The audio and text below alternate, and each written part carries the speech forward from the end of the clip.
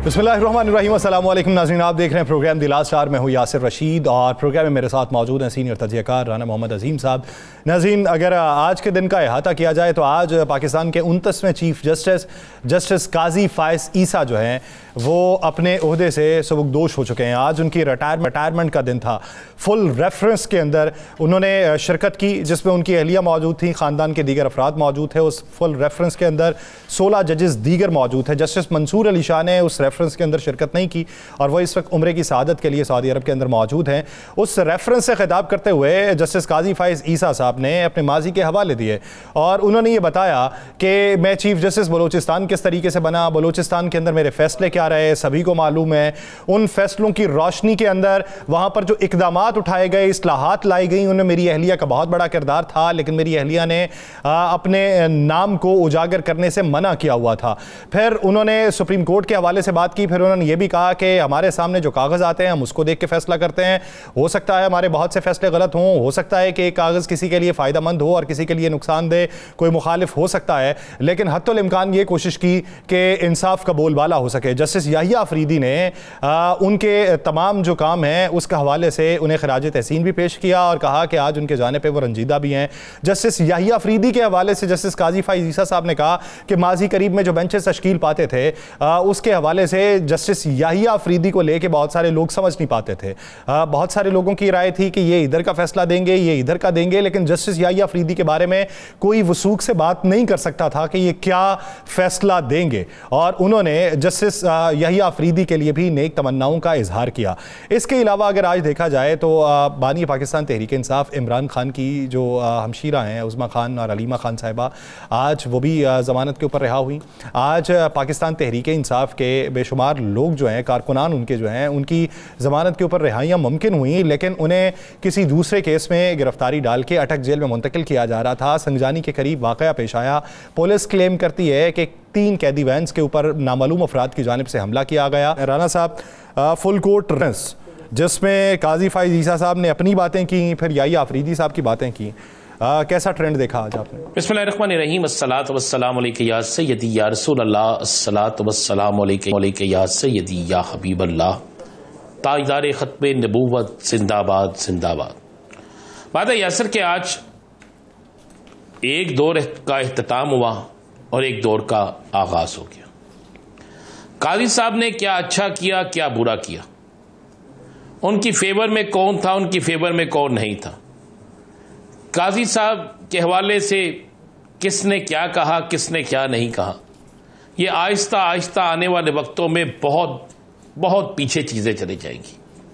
अब सब देखने वाली बात यह होगी कि आज के दिन के रेफरेंस से क्या वो फैसले वाकई वो फैसले जो बोलते नहीं फैसले आते हैं, जिसके मुतल्लिक वक्त से पहले किसी को इल्म नहीं होता, चाहे कोई वज़रा हो, चाहे कोई सियासी जमात हो, जब पहले आके ऐलान कर दे कि कल ये होना है। अब मेरा ख्याल है कि अब अदालतों से ऐसे फैसले नहीं आएंगे, ऐसी गुफ्तगू शनीद नहीं होगी और ऐसा करने वालों को, ऐसा कहने वालों को शायद शर्मिंदगी का सामना करना पड़े। और हमें यकीन है कि पाकिस्तान के अंदर अदल और इंसाफ का बोलबाला होगा। और अब अदलिया पर तनकीद का पहलू, मैंने एक चीज बड़ी अच्छी देखी है, किसी शख्स ने यह नहीं कहा कि हमारे नए चीफ जस्टिस साहब जो है वो उनकी जात पर तनकीद नहीं की। मैंने जिस तरह कल भी कहा था, तरीके कार पर तनकीद की है, वो उनका राइट है, उस पर उन्हें बात करनी भी चाहिए। बाकी जो आपने बाकी कहा कि आज की सूरत हाल क्या रही, मैं ये जो ताज़ा तरीन एक वाकया जो इस वक्त बड़ा ज़ेर बहस है, बेशक इस वाकये को 4 से 5 घंटे हो गए हैं कि संजगानी के मकाम पर 3 वैनों पर हमला किया गया। अच्छा, पुलिस जो दावा करती है या सर, ये बड़ी मजेदार चीज है। पुलिस का कहना है कि डंडों से, सोटों से, पत्थरों से और असरे से लेस थी। अब पुलिस जो दिखा रही है वैन, उसमें वैन के टायर पर फायर लगा हुआ है। अब वैन चल रही हो, उसके टायर फायर लगे, टायर ब्लास्ट हो तो वैन उल्ट जाती है। वो खाली वैन तो है नहीं, उसमें कैदी मौजूद हैं, उसमें मुल्जमान मौजूद हैं। ये एक बड़ी दिलचस्प सूरत हाल है कि यहाँ हमलावर जो थे वो इतने नकारा थे, या फिर वैन जो थी वो इतनी आला क्वालिटी की बनाई गई थी। और उसके बाद बड़ी सिंपल सी है कि तमाम कैदी गिरफ्तार भी हो गए। हमलावर फिर हमला करने क्यों आए थे? क्या वो इंतजार कर रहे थे कि हम देखें आएंगे होंगे, गाड़ियां होंगी या सर उनके पास? हमला किया, गाड़ियों में बिठाए, बंदे ले गए। उन्होंने कई सारे गिरफ्तार भी हो गए। एक एमपीए के बेटे की गिरफ्तारी का जो है उसमें दावा किया जा रहा है। अब उसमें तहरीक इंसाफ का जो दावा है वो ये है कि इनमें तो अक्सर वो लोग थे जो डिस्चार्ज और जमानतें हो गई थी। अब एक सवाल यह भी उठता है, जिसकी जमानत हो गई या जो मुकदमे में डिस्चार्ज हो गया, फिर उसके लवाकिन या उसके चाहने वाले क्यों हमला करेंगे? वो तो जाएंगे जेल के बाहर, वहां जाकर इंतजार करेंगे, जनाब अंदर ऑर्डर जाता है, ऑर्डर की कॉपी अंदर जाती है, उसके बाद उनकी रिहाई होती है, उन्हें लेंगे, चले जाएंगे। इसके अलावा तो और हो ही नहीं सकता। और ये केस, ये सारा वाकया इतना मशकूक शुदा वाकया है कि मैं हंस रहा था कि मैंने एक जुम्मेदार शख्स से बात की। मैंने कहा जी इसकी लाजमी बात है कुछ सीसीटीवी फुटेज होगी, चला दें ताकि जो लोगों के जहनों में जो चीजें हैं वो दूर हों। तो कहा गया जी वहां पर तो सीसीटीवी कैमरे ही नहीं है। फिर मेरे जहन में एक सवाल उठा कि असल ऐसे वाकयात में सीसीटीवी कैमरे खराब हो जाते हैं, गायब हो जाते हैं, या वाकयात वहां पे होते हैं जहां पे सीसीटीवी कैमरे नहीं होते? ये मुल्जमान की होशियारी है या पुलिस की नाअहली है? ये दोनों में से चीजें हैं। लेकिन ये वाकया मैं इसको किसी और नजर से देखता हूं। या सर ये सारे इनमें से 95% जो मुल्जमान हैं उनका तल्लक केपीके से। और अगर आप ये कहेंगे कि केपीके के लोगों ने ऐसा किया तो इससे एक नफरत की फजा पैदा होगी। मैं समझता हूं कि हमारे वजीर दाखिला साहब, मैं समझता हूं हमारी हुकूमत के जुम्मेदारान साहब जो है वो एक न्यूट्रल पूरी इंक्वायरी कराएं और उसके नतीजे में सबूतों के साथ देखें कि असल वाकया क्या हुआ है। जो तहरीक इंसाफ क्लेम कर रही है वो सच है या जो पुलिस क्लेम कर रही है वो सच है। लेकिन ये एक ऐसा वाकया है कि इस वाकये को अगर आप कहेंगे कि एक दिन में खत्म हो जाए, इसकी फजा एक दिन में थम जाए, या इस पे लोगों पे एफआईआर दर्ज करने के बाद बात खत्म नहीं होगा। मेरे पास इतला यह है कि फौरी तौर पर केपीके असम्बली का इजलास बुला लिया गया है। फौरी तौर पर केपीके के अंदर एक अहम तरीन बैठक सज गई है जिसमें यह देखा जा रहा है कि पुलिस की तरफ से क्या रिएक्शन आता है और फिर उसका जवाब किस तरीके से दिया जाता है। यह नहीं होना चाहिए। आज मौलाना फजलुर रहमान ने भी यही कहा है कि ऐसा नहीं होना चाहिए था। दूसरा, जो पुलिस कह रही है कि इस पर फायरिंग हुई है, क्या फायरिंग हुई है? फायरिंग सिर्फ टायरों पे हुई है? फिर पुलिस की जो वैन होती है ना, इसको लॉक किया होता है सर जी। जब कैदी अंदर चले जाती है, गिनती पूरी हो जाती है, 3 वैन्स हैं, इन्हें लॉक कर दिया जाता है और इसकी चाबी किसी एक पास की होती है। 3 वैन्स हैं तो फी वैन्स में आप 5 पुलिस के कांस्टेबल लगा ले, 5 लगा ले, 15 हो गए ना 3 वैन्स में जी। तो क्या उन 15 लोगों ने मुज़ाहमत नहीं की? 20 के मुकाबले में 15 लोग क्या थोड़े थे? ये चीजें जो है ना, ये सवालात जो है बहुत से शक व शुबहात जो है उसको जन्म देते हैं। ये चीजें देखने वाली होंगी। और आज जो तहरीक इंसाफ को जो रिलीफ मिला है, आप देखें कि खान साहब की दोनों बहनों की जमानत होना, और उसके बाद मैं आपको एक ब्रेकिंग न्यूज दे दूं कि तहरीक इंसाफ के अंदर भी बहुत से मामला आज सेट भी हुए हैं, कुछ खराब भी हुए हैं। सेट ये हुए हैं कि वो लोग जिन्होंने वोट नहीं डाला था और उन पर शक किया जा रहा था, तो उस हवाले से मैं आपको पहले खबर दे देता हूं, उनमें से 99% लोग जो हैं वो क्लियर हो गए। जैन कुरैशी समेत इवन रियाज फितियाना जो बेइंतहा, आपको पता है इनके इलेक्शन सेल के हेड भी वो हैं जी, तहरीक इंसाफ के, और वो इस चीज के बावजूद कि प्रेशर क्या इंतहा थी, बेटा उनका गिरफ्तार था और वो किसी सूरत में भी वोट देने के लिए तैयार नहीं थे और वो डटे रटे रहे। उनके सबूत इतने मिल गए हैं जिसके बाद इमरान खान ने, बानी तहरीक इंसाफ ने सलमान अकरम राजा को यह हदायत की है कि ग्रुपिंग पैदा करने की बजाय जिन लोगों ने वोट नहीं दिया उनको अपने साथ जोड़ें, उन पर शको शुबात वाला मामला खत्म करें। वो जवाब देते हैं तो उस जवाब के बाद इस मामले को खत्म किया जाए।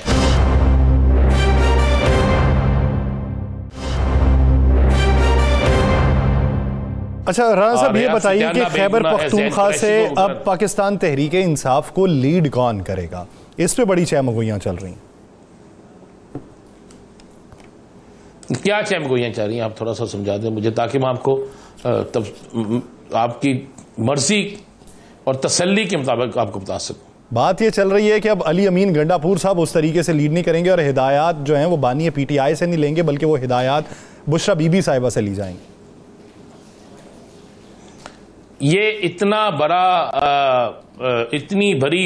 प्रोपेगेंडा है कि जिसकी इंतहा कोई नहीं है। मैं नंबर 1 तो आपको ये बता दूं, और नंबर 2 मैं आपको खबर दे दूं कि अली अमीन गंडापुर को बुलवा लिया गया है, पैगाम मोल गया है उन्हें कि आप अडियाला जेल आए और खान साहब से मुलाकात करें। इसको आप 1 दिन में, 2 दिन में, 3 दिन में आप देख लेंगे। बुशरा बीबी के हवाले से कल इतनी खबरें गर्दिश की, किसी ने तो यहां तक कह दिया जनाब वो इजलास की सदारत कर रही हैं, किसी ने यहां तक कह दिया जनाब उन्होंने अलहदा बैठ के कुछ हदायत जारी की हैं। फिर आखिरकार हर खबर की तरदीद हुई और मुझे नहीं समझ आई कि यासर साहब आपको ये खबर किसने दी है और कहां से आप तक ये खबर पहुंची। मैं आपको ये तस्दीक शुदा खबर कह रहा हूं। ये हो सकता है कि अली अमीन गंडापुर को यह कहा जाए कि आप केपीके की हुकूमत को चलाएं, वहां पर आतिफ खान, वहां पर और कुछ लोग जो हैं उनको यह जिम्मेदारी दी जा सकती है कि आप जुलूस को जो है वो लीड करें। देखिए पहले एमएनएस को साइड पे रखा गया था, हो सकता है अब किसी भी एमएनएस को साइड पे ना रखा जाए। अब तो एमएनएस को आना पड़ेगा ना, अब तो मुहर्रक कारकुनों को आना पड़ेगा, जो मुतहर्रक कारकुन है अब तो उन सबको सामने आना पड़ेगा। अब तो कोई ऐसी बात नहीं, अभी 27वीं जो आईनी तरमीम है उसमें अभी कोई 2-3 माह लग जाएंगे अगर ये गवर्नमेंट रही तो ये लिहाजा ये बात बिल्कुल गलत है कि बुशरा बीबी लीड करेंगे, हिदायत देंगी, या बुशरा बीबी की हदायत पे चला जाएगा, या बुशरा बीबी इस पे मुज़ाहमत या मुदाखलत या कोई भी चीज आप कह लें। ये सिर्फ एक प्रोपेगेंडा है, ये वैसा ही प्रोपेगेंडा है जैसा हम 3 दिन से सुन रहे हैं कि खान साहब की डील हो गई, खान साहब डील के तहत ये सारा कुछ हो रहा है। भाई जब डील के तहत सारा कुछ हो रहा है तो आज का जो वाकया है ये किस डील के तहत हुआ है? क्या ये भी डील है? ये देखे ना, क्या ये भी डील है? उसके बाद बड़ी बड़ी सिंपल सी बात है, क्या इमरान खान जेल से आ गया जो डील है? क्या इमरान खान की रिहाई हो गई है जो डील है? खान साहब की रिहाई जरूर होनी है, लेकिन ये एक प्रोपेगेंडा है अवाम को बिल्कुल मुतनफर करने के लिए, अवाम को ये बताने के लिए नहीं जी आप सब जिसको समझते थे डील नहीं करेगा उसने डील कर ली है। ये सिर्फ इस तरह चल रहा है। ना बुशरा बीबी ने कल सियासत में कोई मुज़ाहमत या मुदाखलत की थी, ना अब कर रही है। आपको मैं बता रहा हूं, आप आने वाले किसी दिन भी जब भी प्रोग्राम होगा आप देख लीजिएगा, आपके सामने आ जाएगा। सही, यानी मुदाखलत ना पहले थी ना भी, और ये मुसद्दिका चीज़ मौजूद है। तर्जुमान जमीयत उलमा इस्लाम फे असलम गौरी साहब ने हमें ज्वाइन किया। असलम गौरी साहब बहुत शुक्रिया आपके वक्त का। असलम गौरी साहब, अब सर बातें ये चल रही हैं जैसा कि आपने कल कहा कि इब्तदाई तौर पे नाम तो मंसूर अली शाह साहब का था, पाकिस्तान पीपल्स पार्टी की तरफ से भी वो था, वोट तो फिर इस तनासुब से जो है वो 4 बन जाते थे आपके, और 4 ही बराबर जो थे वो पाकिस्तान मुस्लिम लीग नून को अगर देखा जाए तो उनके बनते थे। तो फिर ये डेड लॉक बना, क्या हुआ असल में? वहां पे सिफारिशात में तब्दीली कहां पे देखने में आई? देखिए ये तो मेरी खुद समझ में नहीं आई कि बिलावल साहब जब हमारे यहाँ मीटिंग में थे हमने उनसे बात की थी। आपको याद होगा हमारा पहले दिन से जो स्टैंड था वो इस बात पे था कि ये तरमीम किसी शख्स को रोकने के लिए और किसी शख्स के आने के रास्ते को रोकने के लिए नहीं होनी चाहिए, किसी अदारे के लिए नहीं होनी चाहिए, हुकूमत की जरूरत के लिए नहीं चाहिए, या आवाम के लिए होनी चाहिए। तो ये हमारा एक क्लियर स्टैंड पहले दिन से इसी पे स्टैंड पे हम खड़े हुए थे। इसी पे हमने इतने सारे तरमीम के ऊपर सारा डेली के बेस के हिसाब से इस पे एक चीज पे हमने गौर फौज किया। 56 क्लास से टोटल, उसमें से 22 क्लास से लेके आए। बिलावल साहब हमारे साथ मीटिंगों में बैठते उठते रहे हैं या दूसरे हुकूमती जराए भी, तो बैठते थे, कभी जिक्र नहीं हुआ हमने, बल्कि बार बार कहते रहे कि जी तब्दीली ना। उन्होंने कहा नहीं नहीं ऐसा कुछ भी नहीं होगा, हमें क्या जरूरत है इससे। तो इस तरह का एक तासर था। और मेरी बात की तस्दीक शायद कल आपको याद होगा बिलावल साहब ने भी की है कि नेशनल चैनल बात करते चैनल पे कि जी मुझे तो मंसूर अली शाह का पास था, मुझे नहीं पता ये क्या हुआ। गो के जायद साहब बहुत अच्छे आदमी हैं और उनका चंद जजों में है जिनका शुमार अच्छे लोगों में होता है, लेकिन ये जो भी हुआ ये हमें समझ से बाहर है। चूंकि इन कैमरा है तो अभी मैं उसका कुछ तबसरा नहीं कर सकूंगा, लेकिन जब वक्त आएगा तो ये कमेटी की जो अंदर की बातें वो इन कैमरा वाले खुद ही आउट कर देते हैं, वो आपके सामने आ जाएंगी। तो मैं समझता हूँ कि जो भी हुआ समझ से बाहर है।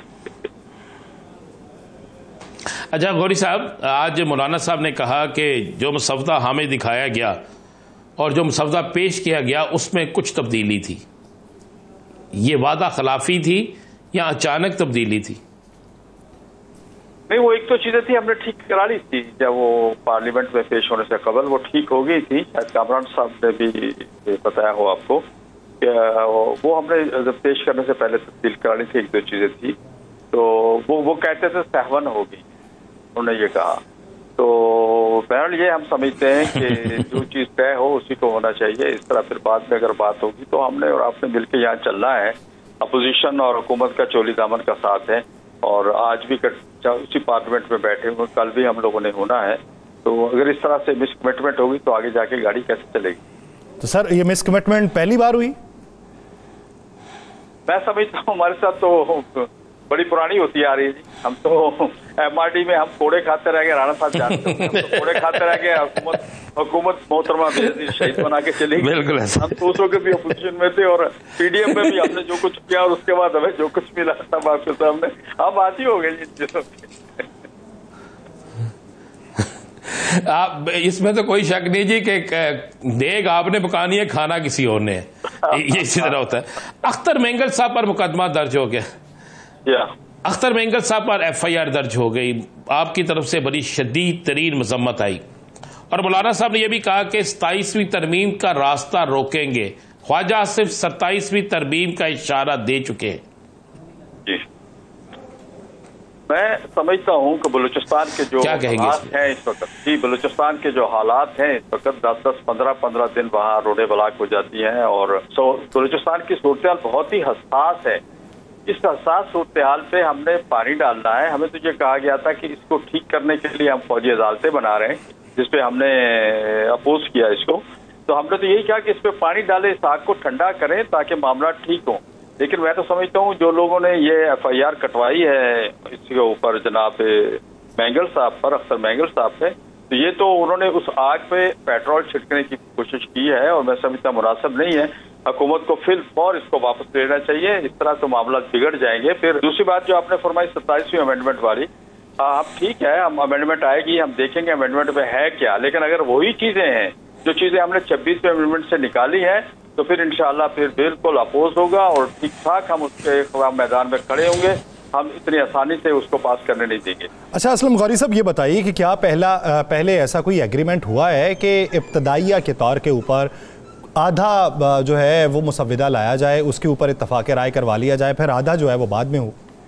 नहीं, हमारे साथ ऐसी कोई, हमारे सामने ऐसी सिलसिले बात आई ही नहीं, ऐसी कहीं भी बात नहीं, इस तक बिल्कुल नहीं हुई बात। ये गलत है। जिसने भी अगर कोई ऐसी बात, मुझे किसी और साथी ने भी पूछा था, ऐसी हमारी सफ़ों में कोई बात नहीं। अगर हुकूमती सफ़ों में कोई ऐसी सोच थी उनकी हो सकती है, हमारी सफ़ों में ऐसी कोई बात नहीं। इसलिए तो मौलाना साहब ने सख्त अंदाज में उसके ऊपर जो रद्द अमल दी है।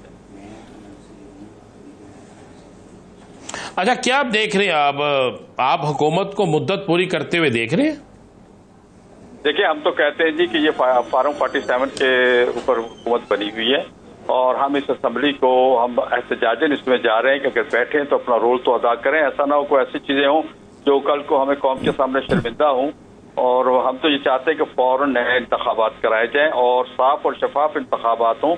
और ये जो शिकवा है तमाम सियासी पार्टियों का, ये शिकवा दूर होना चाहिए कि इस वक्त जो अपोजिशन में बैठे हैं वो भी कह रहे हैं असम्बली जाली है, जो असेंबली में बैठे हैं वो भी शर्मिंदा से नजर आते हैं। मैं समझता हूँ ऐसी हुकूमतें नहीं चल सकती, ऐसे हालात नहीं चल सकते।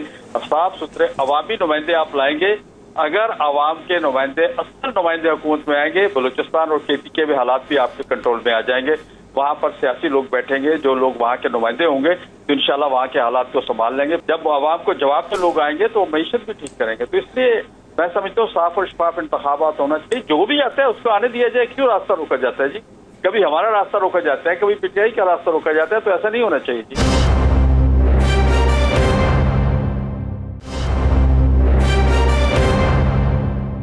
अच्छा असलम गौरी साहब, जब आपके मुज़ाकरात हो रहे थे, टर्म्स एंड कंडीशंस तय पा रही थी, तो उसी वक्त उन शराइत के अंदर यह भी शर्त रख दी जाती कि इस सूरत में हिमायत का ऐलान करेंगे कि ये कर लें, इससे आपको जमहूरियत की बेहतरी दिखाई देती है, इसको करने के बाद जो है वो नए इलेक्शन करवाएं। खैर ये उस वक्त ये सूरत हाल नहीं थी, ना हम वहां तक जा सकते थे, और इस वक्त सिर्फ चूंकि अमेंडमेंट के हवाले से बात हो रही थी तो उसको हमने अमेंडमेंट तक ही महदूद रखा।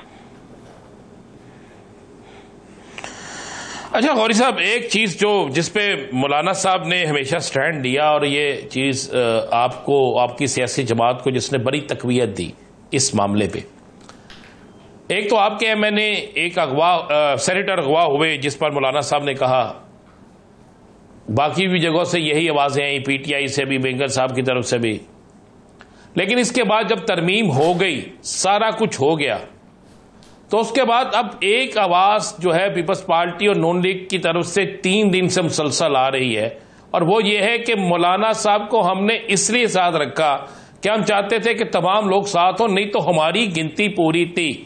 क्या आप लोग ना होते तो गिनती पूरी थी? हाँ, ये बड़े हैरान कुछ बात है। चलो अगर उन्होंने पूरी भी कर ली तो कैसे पूरी कर दी?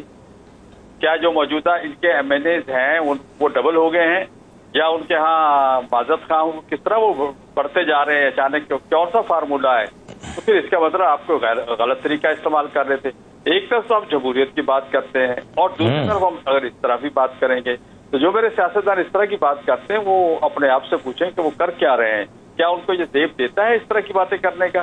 मैं समझता हूँ मुनासिब नहीं है कि हम किसी को डरा धमका के उससे वोट लें, या ब्लैकमेल करके लें, या किसी को उसकी पार्टी से जो पार्टी के खिलाफ फैसला करने पर मजबूर करें। तो मैं समझता हूँ ये ज्यादती होगी। जो भी ऐसा कह रहे हैं वो दोस्त उसके मुज़म्मरात को नहीं सोच रहे, ये नहीं सोच रहे कि इसके असरात क्या होंगे, इसके आगे जाके उनके ऊपर क्या बात। वो समझ रहे हैं कि हमने बड़ी फन्ने-खाई दिखाई और हमारे बंदे पूरे थे, हमने मौलाना साहब पे एहसान किया। हम पे कोई एहसान नहीं किया, हमने 56 क्लासेस को 22 क्लासेस में लाए, हमने कोई हम पे एहसान नहीं है, हमने कौम के लिए सब कुछ किया और हमें उस पर फख्र है। अच्छा असलम गौरी साहब, जिस तरीके से आप कह रहे थे कि नए इंतखाबात करवा के नई हुकूमत लाई जाए, सभी को मालूम है शर्मिंदा बैठते हैं, आप बताएं कि मौजूदा हालात में जिस तरह आज हमारे वज़ीर आज़म कहते हैं तारीख की बुलंद तरीन सतह पर स्टॉक एक्सचेंज पहुंचा है, 90,000 से क्रॉस कर गया इंडेक्स, और हम तरक्की की तरफ लेके जा रहे हैं। आज अगर इंतखाबात कॉल किए जाएँ, निगरान हुकूमत आए और फिर इलेक्शन हो जाए, क्या लगता है, आपने भी सियासी करियर अपना पूरा गुजारा है, किसकी विफाक के अंदर हुकूमत होगी? देखिए मैं एक बात सुन, ये तो अगर मगर वाली बातें तो बात की हम नहीं कहना चाह रहे। इसमें साफ और शफाफ इंतखाबात होने चाहिए, हम इसके कायल हैं। हमने पीटीआई के खिलाफ अगर तहरीक चलाई थी 2018 के इलेक्शन में, पीटीआई के खिलाफ नहीं 2018 के इलेक्शन के खिलाफ तहरीक चलाई थी, गो उस वक्त हुकूमत पीटीआई की थी, तो उस वक्त भी मकसद यही था साफ और शफाफ इंतखाबात होने चाहिए। लेकिन 2024 में हमने आके देखा कि 2018 वाले इंतखाबात जो थे वो बहुत अच्छे थे, और ये इसमें आके पहले का भी खाना खराब कर दिया, मजीद खराब हो गया। तो मैं समझता हूँ ये बुनियादी नुकसान है। बाकी जो स्टॉक एक्सचेंज ऊपर चला गया, नीचे चला गया, ये 25-30 साल से तो हम भी सुन रहे हैं और देखते रहते हैं, कभी ऊपर है कभी नीचे है। यहाँ कर्ज उतारो मुल्क समारोह की कहानी भी एक आपको याद होगी, हमें भी याद है, लोगों ने अपने कानों की बालियां तक उतार के जेवर तक औरतों ने दे दिए थे। तो कहाँ उतरा कर्ज और कहाँ मुल्क संवरा? ये इस तरह की बहुत सी बातें चलती हैं। रोटी कपड़ा और मकान पता नहीं 70 साल से कौम को नहीं मिला। ये कहानियां देना सियासतदानों की पुरानी आदत है।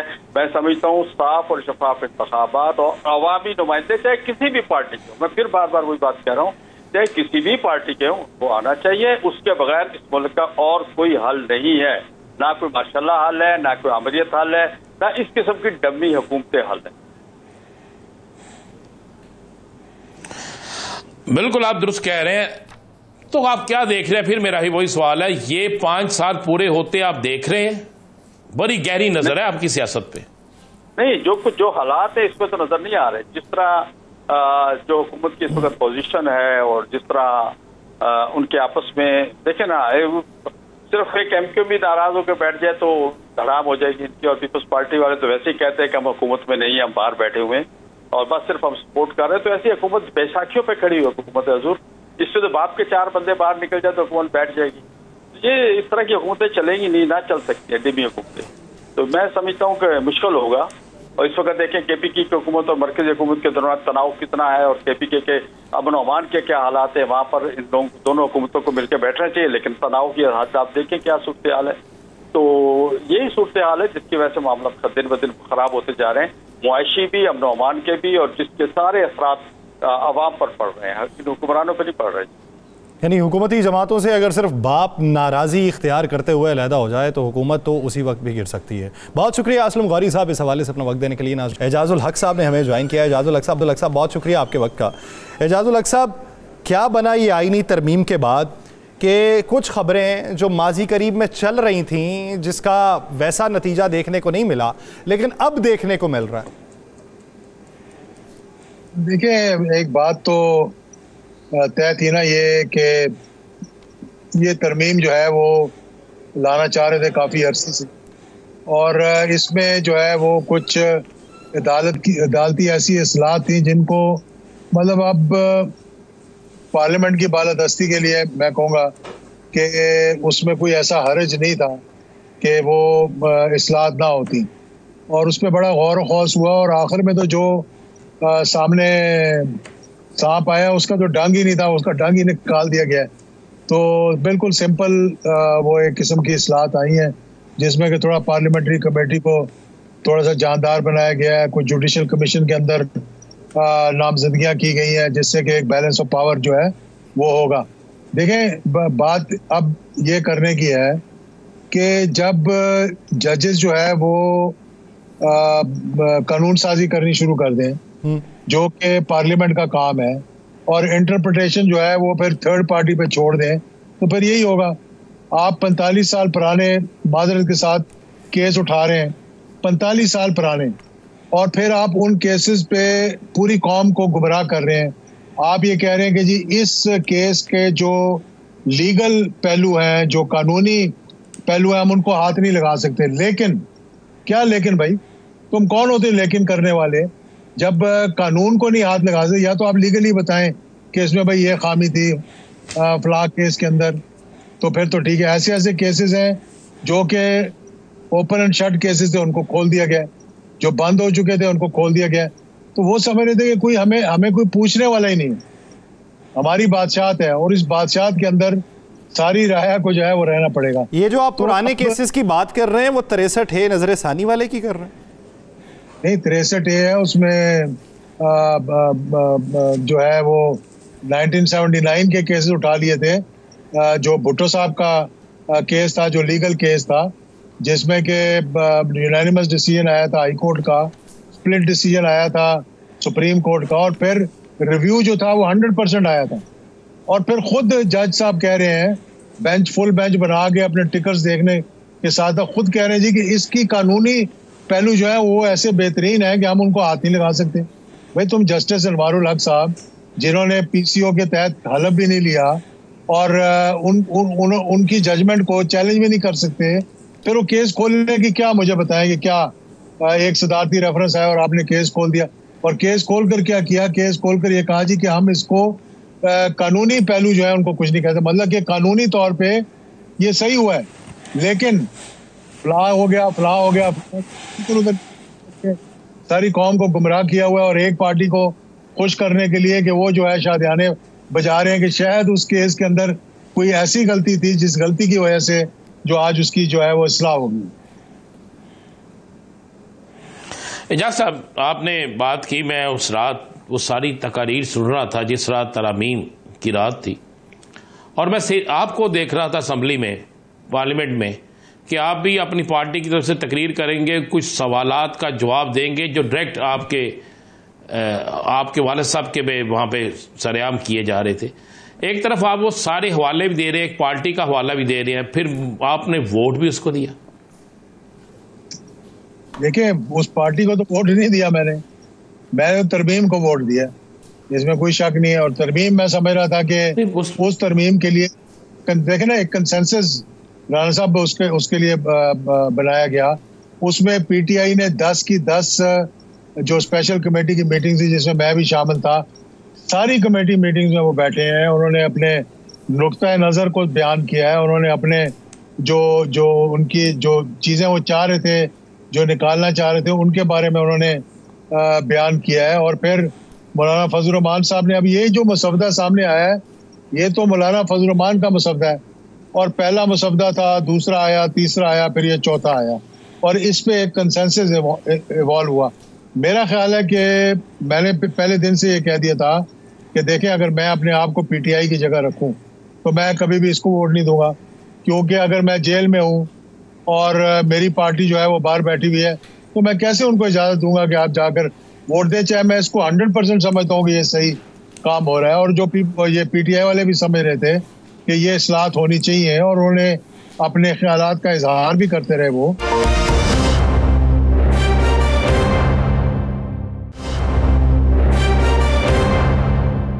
आपका अंदाज़ा क्या है? चले वो 27वीं तरमीम आएगी, देखा जाएगा। 27वीं के बाद मेरी इत्तला के मुताबिक 28वीं तरमीम भी आनी है।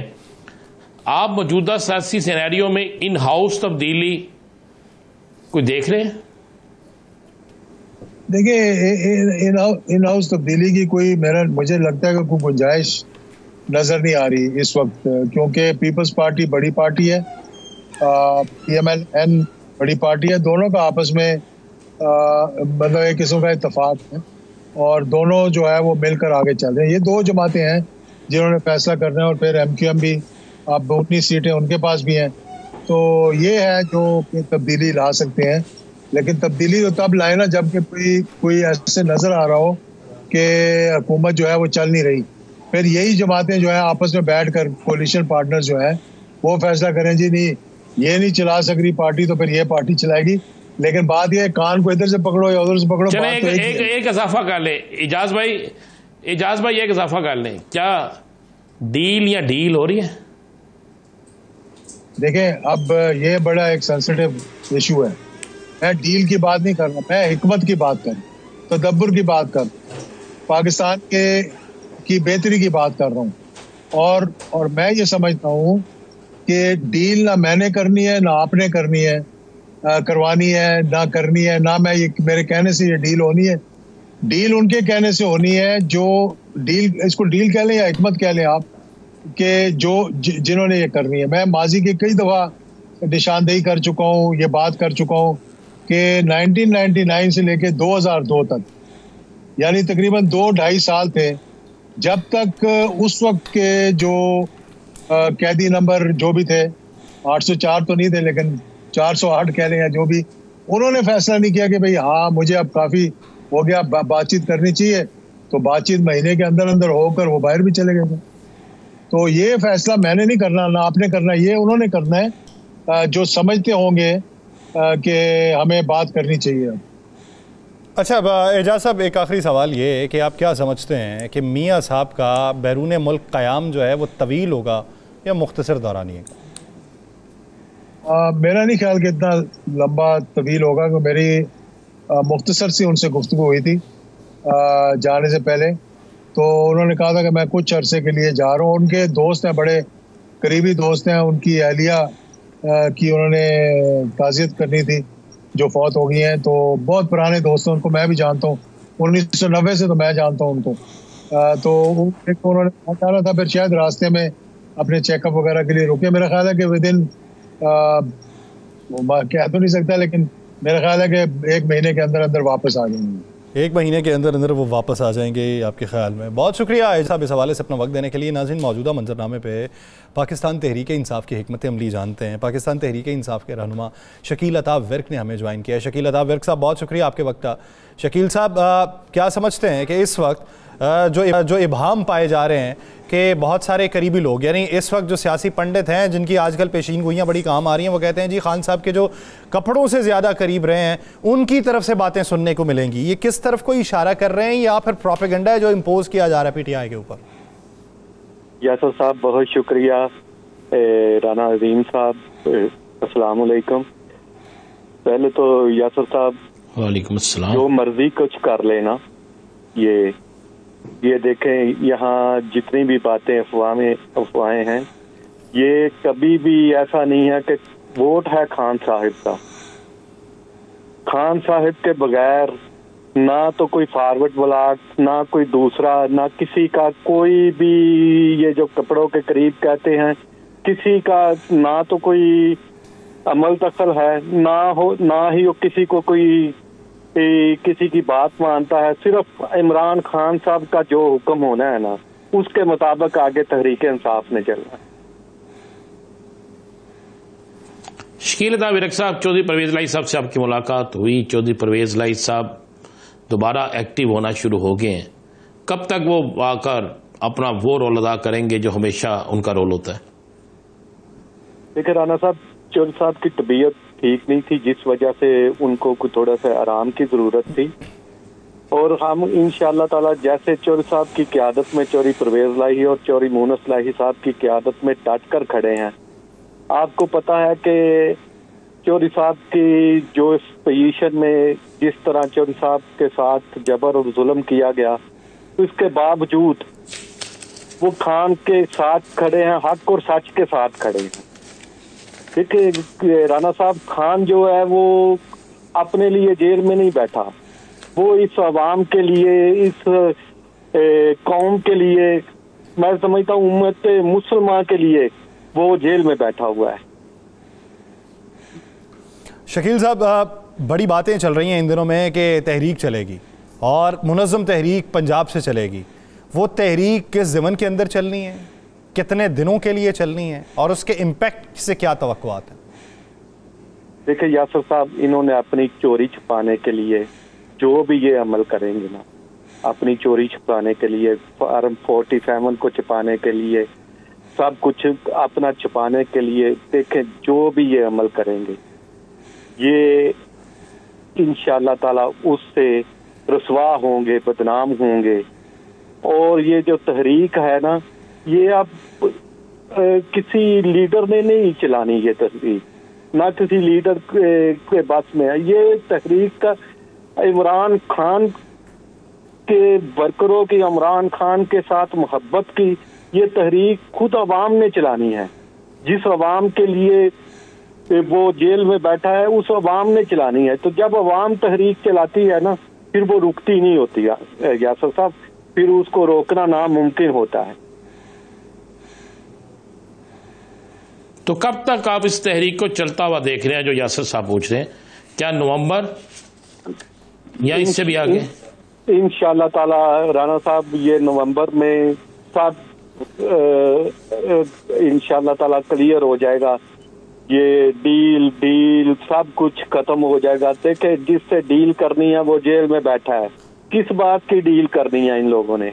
क्या वो उसने कोई फार्म 47 चलाया है? क्या उसने इलेक्शन चलाया है? क्या उसने कौम का पैसा खाया है? क्या उसने जुल्म और जबर बर्दाश्त किया? इस बात की डील, किस बात की डील करनी है? कोई ऐसी बात ही नहीं है। सिर्फ और सिर्फ ये आवाम के आगे सिलेंडर कर चुके हैं। बिल्कुल ये जो अपने हाथ पांव चला रहे हैं कि किसी तरीके से हम अपनी हुकूमत को बचा लें, लेकिन अल्लाह के करमो फजल से कभी जबर और जुल्म की चीजें नहीं चली। इंशाअल्लाह ताला अल्लाह के करमो फजल से जो भी खान पे बात करेगा वो रुसवा और जलील होगा इंशाअल्लाह ताला। शकील साहब, माजी करीब के अंदर बेशुमार तहफ़्फ़ुज़ात का इजहार होता रहा कि मकामी क़यादत जो है या सीनियर लीडरशिप जो है वो माइनस हो जाती है, वो बैठ जाती है, कारकुनान सिर्फ बाहर निकलते हैं, वो खुद नज़र नहीं आते। गिरफ्तार भी कारकुनान होते हैं। अगर क़यादत गिरफ्तार होती है तो अगले दिन उनकी रिहाई हो जाती है। कारकुनान जो है वो हफ्ते 2 हफ्ते के लिए जेल में चले जाते हैं, जिसको इस वक्त मौजूद बहस बना के सलमान अकरम राजा साहब ने भी कहा था कि हम क्यों जो है वो इस वक्त उठें और डी चौक चले जाएँ, पूरी तैयारी से आएंगे। ये लीडरशिप के ऊपर जो छाप लग रही है उसकी वजह क्या समझते हैं? यासर साहब, देखे, पहली बात तो खान साहब ने ये कहा था कि आपने अपने MNA जितने भी हैं उनको महफूज करना है। या जिस वक्त ये डी चौक वाला वाकया हुआ था ना, सारे MNA जो है ना वो KP हाउस में बैठे हुए थे या KP के बैठे हुए थे। इस वजह से जो क़यादत है वो कारकुनों के साथ नहीं थी। लिहाजा जो इंसिडेंट वो हुआ था डी चौक वाला, मेरा ख्याल कहता है कि इंशाअल्लाह ताला ये दोबारा नहीं दोहराया जाएगा।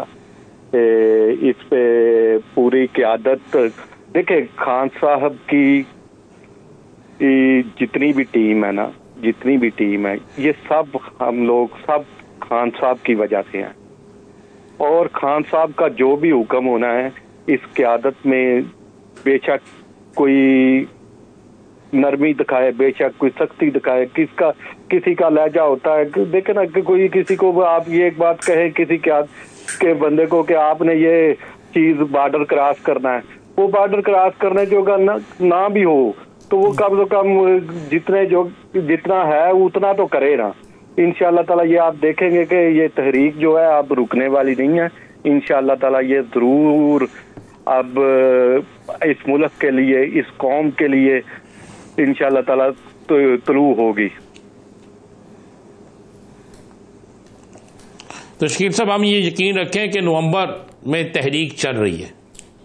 जी इंशाअल्लाह ताला राना साहब, नवंबर में तहरीक भी चल रही है और बहुत जल्द इंशाअल्लाह ताला चौधरी परवेज लाई साहब आपको लीड करते नजर आएंगे। नवंबर में इस तहरीक का आगाज़ होगा, चौधरी परवेज लाई साहब उसे लीड करते हुए दिखाई देंगे। और माजी करीब के अंदर ये हिदायत बानी पाकिस्तान तहरीक इंसाफ की तरफ से थी कि वो हिफ्ज़ मा तक़द्दुम जो है वो मकामी क़यादत या सीनियर क़यादत जो है वो सड़कों पर नाल के लिए। बहुत शुक्रिया शकील अताब विर्क साहब से अपना वक्त देने के लिए। नाज़रीन, प्रोग्राम से हमें दीजिए इजाज़त। मेरी और राना साहब से आपकी दोबारा मुलाकात होगी पीर के रोज़। अपना बहुत सा ख्याल रखिएगा। अल्लाह ने के बाद।